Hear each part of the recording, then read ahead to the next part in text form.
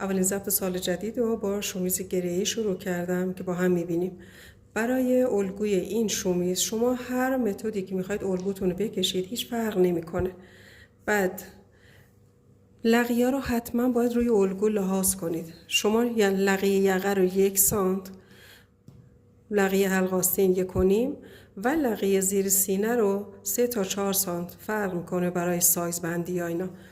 خط زیر سینه رو ادامه میدیم، خط کمر و این قسمت دامن رو باید جدا کنیم، تقسیم بر 4 میکنیم، اینجا به 3 سانتی و پایین کار رو یه مقدار هلال میکنیم.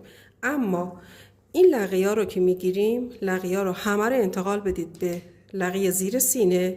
بعد که این کار انجام دادید این تیکه رو جدا میکنیم از کمر، از اینجا 2 سانت برید بالا، خط رو بکشید به حلق آستین. این کارو کردید، اینو قیچی کنید. وقتی که باز میشه لقیه زیر سینه رو ببندید.